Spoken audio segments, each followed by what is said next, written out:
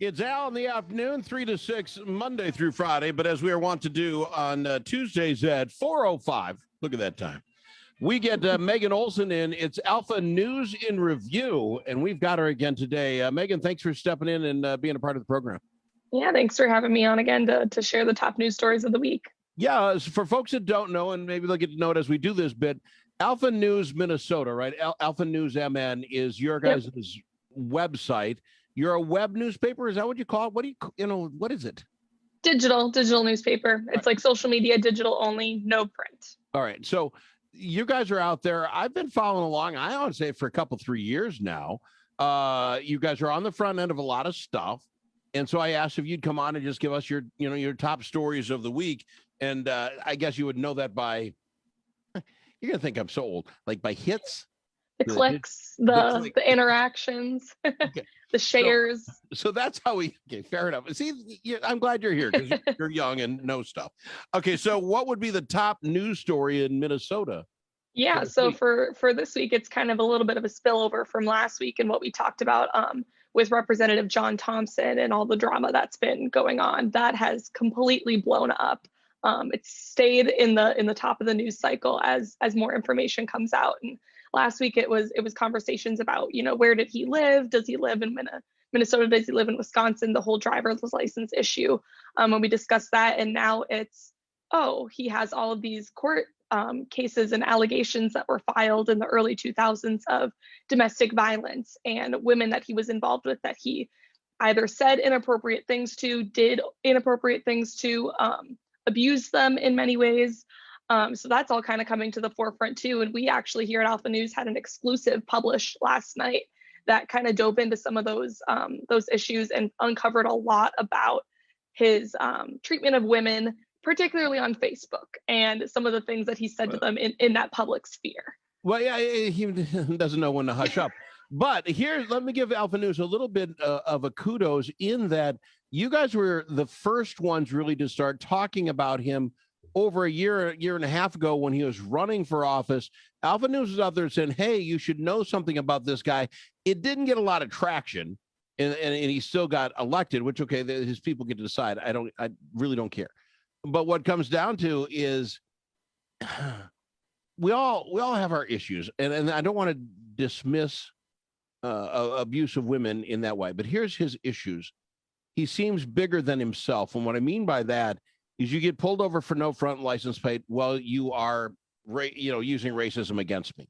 Maybe it was, maybe not. You should say, and I should have had a front license plate on, then I could hang my hat on it. I get it. But he yells that, hands off the, I'm a state representative as he hands up a Wisconsin driver's license.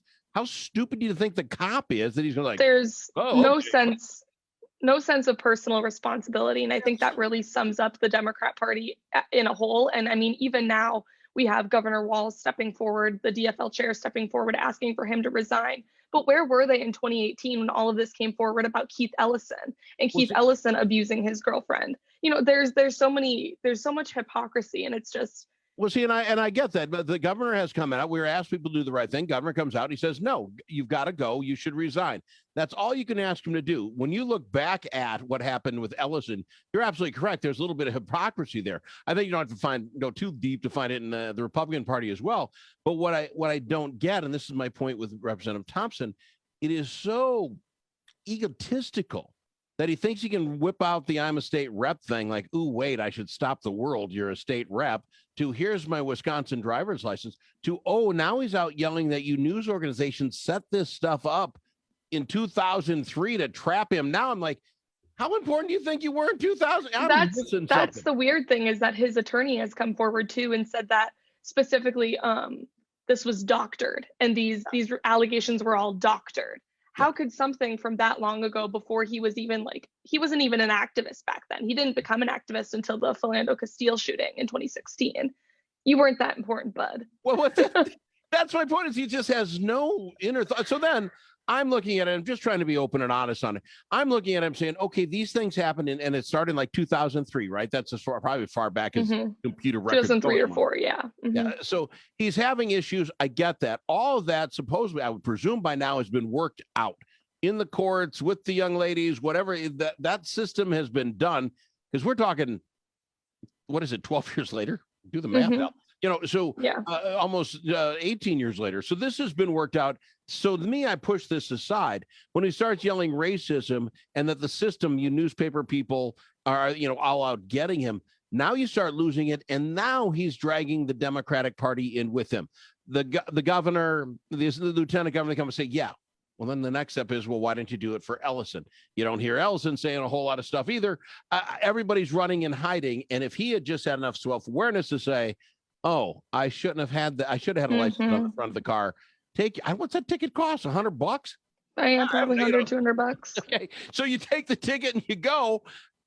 The world doesn't, it's terrible. And I don't expect him to resign. I don't think we're going to see him resign. He's going to ride out the end of his term, most likely. He probably won't run again in 2022.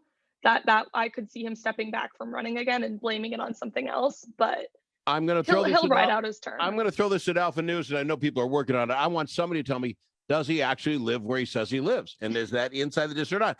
To me, that'd be so darn easy to find out. Where's the mail going? Well, we're sending the mail. It's a PO box. And I guess which is legal. I mean, I was a candidate as well. Like, you can do a PO box, but you have to also supply a different address when, like, your home address. You still have to put that on your application. It's just not open to the public, and they're saying that they're not going to release that information, which seems a little bit questionable. All right, but all right, this guy, you and I will be talking. Why does this trend number one? Because it's sex, it's Facebook, it's all, like you say, your last story. If you want to, we couldn't talk about it on the air here. I'm not going to let you. I couldn't say the words. Yeah, you'd be bleeping all day long. If you want to see it, go to alphanewsminnesota.com. They've covered it. If you're going to write those words, like you say, on a public forum, it says all you need to know about him. I can't see him getting reelected either. But that being said, it's up to the people in his district. But I suggest taking a look at it. I presume there'll be large letters to the editor written about this in the days to come. Let's go to break, because that obviously the news story of the week. Let's find out what else you've got coming up after this. Fair enough? Sounds good. Megan Olson, we're talking Alpha News and Review on Al in the Afternoon.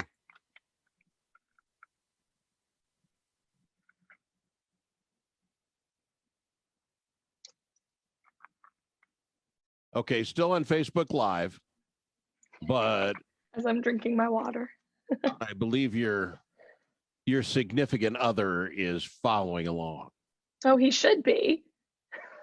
He's got a job. Get to work. What is he doing playing radio? I'll be disappointed if he's not. Fair enough. All right, we're out in a minute and a half. We'll talk to you soon. Sounds good.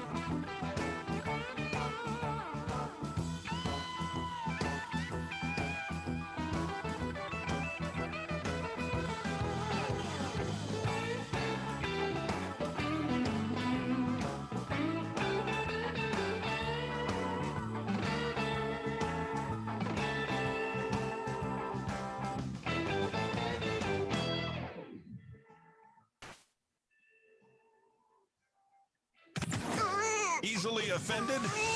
Al in the Afternoon is not for you. Al in the afternoon. All sides are welcome. And we've got none other than Megan Olson on. It's Alpha News in Review. Alpha News Minnesota MN.com is where you go to get it. It's a digital paper. Don't be looking for this copy in your grocery store unless you got your phone there. Megan, thanks for being on the air. Obviously, the Representative Thompson thing off the charts. It's got everyone around to be very popular. Sex. It's like a bad television movie on Saturday night. What else do we have? Yeah, so sometimes I wish we had some more lighthearted stories, but unfortunately, that's just not what I have for you this week. That's fine. The next one, we're kind of diving into election integrity, which has been a question since 2020. And the Center for the American Experiment just this last week came out with a report that kind of identifies their main concerns for the election system in Minnesota and how basically just gave recommendations of here's what we can do to make it better. And so one of the biggest concerns that they have is same-day voting, and the fact that in 2020, 20,000 people registered for same-day voting. It's a great thing that we have, we think. But then when you dive into it, what's actually happening is that these ballots are being counted and assumed that, yeah, okay, so these people do live where they say they live, and they're being counted in vote totals, when in fact, it's questionable. It's a whole, you vote now and you verify later. So the Center of the American Experiment sent out 12,000 postcards to just some of these addresses just to see, like, are we going to get any returns? And they got 887 returns, with about 220 of them coming from places on college campuses and around college campuses. So it's this huge big red flag of, are the people who are registering on the same day of the election actually living where they say they're living? Well, and it's things like this. And again, I'm not here to suppress anyone's vote. I'm really not. But you can register same day in Minnesota. It's kind of nice. You go to your in my little hometown, you go up to the counter, say, I got to register. Okay. You show me their bill with your address on it. You show me your driver's license. You have some, he's my neighbor. I know Al. And you get registered and you go vote. This problem comes in, like you say, if people can't tell that maybe you really don't live there, but you cast your vote. Once they put it in the hopper, it's not coming back. It would be so easy to say, great, thank you, glad you're here, you're registered, your vote, we're going to put it right here in this little stack right over there. That's called provisional balloting. It's one of the recommendations of the report is provisional balloting. Keep them separate. It doesn't sound like we're cheating you out of your vote, because what we'll do then is whoever's in charge, we're going to have to go through that, find out if your address is right. We're going to find it. And if it is, boom, going to add on to the total. Not a problem. We're going to do that in the next 3-4 days, whatever it takes. It just seems like it would make it fair. It makes cheating harder. I'm not saying anybody made it on 800 cheated, but it doesn't seem like they're asking for that much to clean this up. I don't see how it suppresses a voter. Well, and I think it's a particular concern with the fact that, most of these postcards from the center were returned from college campuses, because college campuses are a big hotbed for political activism. And I know when I went to school, I was encouraged to use my dormitory address to vote instead of voting back home in Apple Valley. So they're constantly pushing this vote on your college campus, vote on your college campus. What kinds of people don't live in that area and maybe go to school on a college campus, but don't live there and use their friend's address to support XYZ candidate? It opens a whole can of worms that but it's I think the college campuses are an issue. It takes nothing to put those aside until we verify who they are. And let's just say there's 20,000 of them sitting in the corner, and the guy on whatever thing won by 150,000. Doesn't really matter. We'll get to it when the time comes. If it's really close, we got to count them. We got to find them. Did they have any other common sense stuff in there? They kind of are supporting voter ID as well, which I think with regards to the John Thompson story is a good point to bring up now, because if he could get an ID from Wisconsin when he apparently doesn't live in Wisconsin, it's easy to get an ID. We could talk about that. There's many different avenues to voter ID. Just shouldn't even be a controversial subject. It really shouldn't. I think it was 3 or 4 years ago, the legislator voted to allow the city of Minneapolis to have IDs given out to illegal immigrants. We can do IDs. Here's your problem is you've got the vice president literally coming out and say there are parts of the community, and I live out here in the middle of no place, where you can't get a photocopy of your driver's license. There's no Kinkos down here. And there isn't. So I use that thing over there called the scanner. It works pretty good. But, I'm old school. But that's my point is they want to make these excuses, but at the same time, I can't go to Walmart and get Sudafed for my allergies without a driver's license. Like, what are you talking about? So, I mean, it's a weird double-edged sword. It being voter suppression is just, you could argue against that all day long. Voter ID needs to happen in Minnesota now, for sure. You bring it back to John Thompson, and it absolutely, again, back to hurting the Democrats. Now, Democrats are running from things they've said and didn't say, and now they've got to run from this. Hey, if John Thompson can be a legislator from Wisconsin and Minnesota, obviously we have to have a license. He's stirring up a lot of pots that he didn't ever think he'd have to stir up. This is not going to be good. And I got probably time for one more. Do you have one more story for me? Yeah, the last one. We talked about cancel culture last week and bringing that back up again because someone has been canceled. This particular guy, his name is Dan Mueller. He was on the Austin Human Rights Commissioner Council. Yeah. He is the husband of Representative Patricia Mueller up in Austin. And he recently it was voted on by the Austin City Council to remove him from the Human Rights Commission for their issues with his viewpoints. I want to say, essentially, that's what it boils down to. They disagree with him supporting the Minnesota Child Protection League, the Minnesota Family Council, Minnesotans for Freedom. These are groups that advocate for religious freedom and the rights of children. Religious freedom is actually covered by the United Nations of Human Rights. So they're kind of putting their own foot in their mouth because a lot of these allegations and the attacks on him started right after his wife won election. No, you don't want to get together on your Thursday night off every third Thursday to get together with the council with people that don't agree with you. I guess not. You might as well go bowling or something. If I want to make a real difference in the world, I want to join other people who want to make the same real difference as me, and the rest of you get out of the way. I can see wholeheartedly why you would not want a Republican or anybody that's married to a Republican on your civil rights. I mean, come on, stop it. I'm friends with him on Facebook too, and he and his wife are amazing community members. They volunteer so much. They do a ton with their church. They do a ton for local food pantries and other volunteering. They're great people. And so kind of their loss on the Human Rights Commission to get rid of. We don't want all that on the Human Rights Commission, Megan. I don't want to hear your resume. We're not doing that. Cancel culture is real, people.